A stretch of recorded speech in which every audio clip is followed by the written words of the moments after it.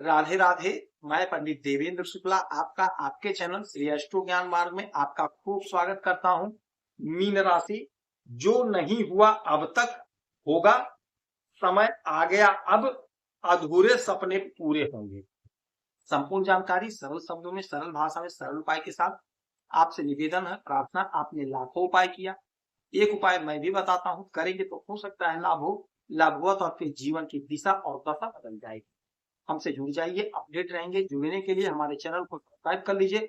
आपका एक पैसे का खर्च नहीं, छोटा छोटा उपाय बताता हूँ, उपाय से चलें, हो सकता है लाभ। मीन राशि, आपके लग्न में शनि, तीसरे घर में शुक्र, चौथे घर में गुरु सूर्य, पांचवें घर में बुध, छठवें घर में केतु मंगल और आपके 12वें घर में राहु महाराज बैठे हुए। सुख के घर में सूर्य बैठे हैं, हमारे पिता राजा, सरकारी नौकरी के मालिक, सरकारी तंत्र के मालिक।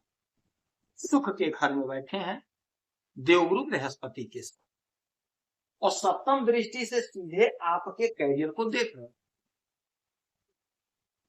आपको खूब लाभ, खूब तरक्की, खूब प्रमोशन, हर सुख सुविधा की प्राप्ति होनी चाहिए। यदि नहीं हो रही है तो इसका यह कारण बना कि सूर्यदेव आर्द्रा नक्षत्र में गोचर कर रहे हैं। आर्द्रा नक्षत्र के मालिक होते हैं राहु, राहु और सूर्य का जमता नहीं है, 36 का आंकड़ा है। तो यह कारण बना कि आपको लाभ नहीं मिला सुख भाव का। और दूसरा कारण बना, देवगुरु बृहस्पति अच्छी स्थिति में है, किंतु सूर्य के साथ जो भी ग्रह आते हैं उनका प्रभाव क्षीण हो जाता है, वो लगभग अस्त हो जाते हैं और सूर्य का प्रभाव प्राप्त होता है।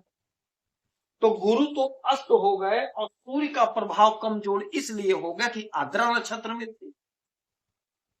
कोई भी ग्रह जिस नक्षत्र में गोचर करता है उस नक्षत्र के मालिक का प्रभाव 100% पड़ता है।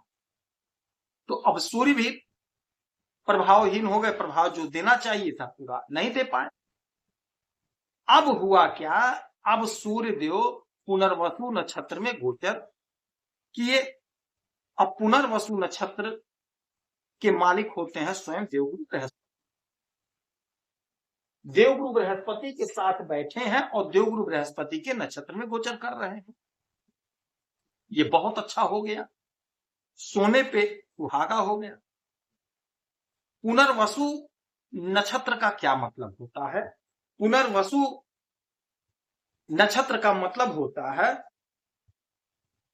पुनः स्थापित करना, पुनः स्थापित करना।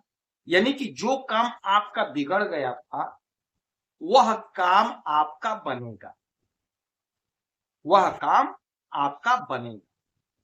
कोई बिगड़ा हुआ काम था, वह काम आपका बनेगा, सुधरेगा, संवरेगा। तो अब आपके इस घर को जबरदस्त लाभ प्राप्त होने जा रहा है, टाइम आ गया। सूर्य राजा है, सरकार है, सरकारी तंत्र है और सप्तम दृष्टि से सीधे आपके कैरियर को देखेंगे।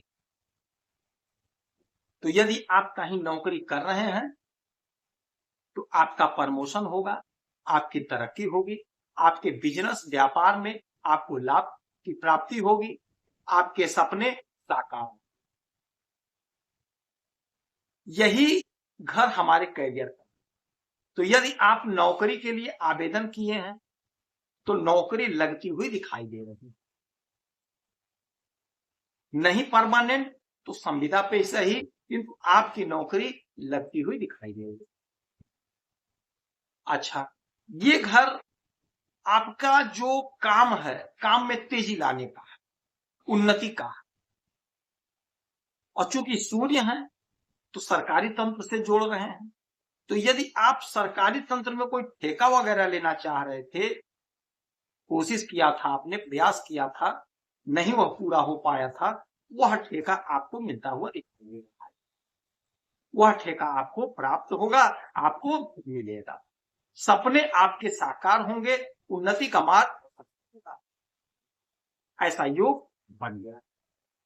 अच्छा, एक बात और होगा, यदि आप कहीं नौकरी कर रहे थे सरकारी तंत्र में, यदि आपको वहां से निकाल दिया गया, तो ये जो नक्षत्र में गोचर कर रहे हैं पुनः स्थापित अर्थात पुनर्वसु नक्षत्र में, तो आपको पुनः काम पे बुलाया जाएगा, आपको काम पर पुनः बुलाया जाएगा, सम्मान आपको नियुक्त किया जाएगा, आपकी सैलरी इंक्रीज होगी, आपका प्रमोशन होगा, मान सम्मान के। यदि आप प्राइवेट में थे, आपको निकाल दिया गया था, अब कंपनी आपके पास फोन करेगी, आपको पुनः बुलाएगी, आपको आपके पद पर नियुक्त करेगी, आपका सैलरी इंक्रीज होगा, आपके पद में, आपके पावर में बढ़ोतरी होगी, यह काम आपका होगा। अच्छा, यदि कोई बिजनेस है, बिजनेस में आपको नुकसान हो रहा था, घाटा हो रहा था, अब उसी बिजनेस में आप फायदा उठाएंगे, लाभ होगा, तरक्की होगी, उन्नति होगी, सुख में जबरदस्त वृद्धि होगी, सुख आपका बढ़ेगा, हर प्रकार का सुख आपको मिलता हुआ अब दिखाई देगा, हर प्रकार का। जमीन खरीदने का प्रबल योग, प्रबल चांस बन रहा है, मकान खरीदने का प्रबल योग, प्रबल चांस बन रहा है। तो ये जो सूर्य का नक्षत्र परिवर्तन हो गया, आपके जीवन में अद्भुत चमत्कार प्राप्त होते। केतु मंगल जो बिगाड़ रहे हैं, सूर्य देव पुनर्वसु में आकर के आपके सारे बिगड़े हुए काम, सारे रुके हुए काम को बना।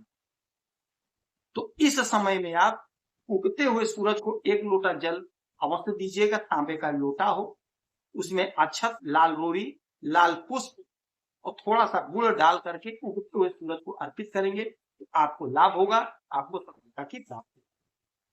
यदि आपकी कोई समस्या परेशानी है तो आप इसी वीडियो में डिटेल करेंगे, आपकी कुंडली का विश्लेषण करूंगा, समीक्षा करूंगा, सटीक और सरल उपाय बताऊंगा, करेंगे। आप खुश रहें, हैप्पी रहें, यही हमारी प्रार्थना है। जय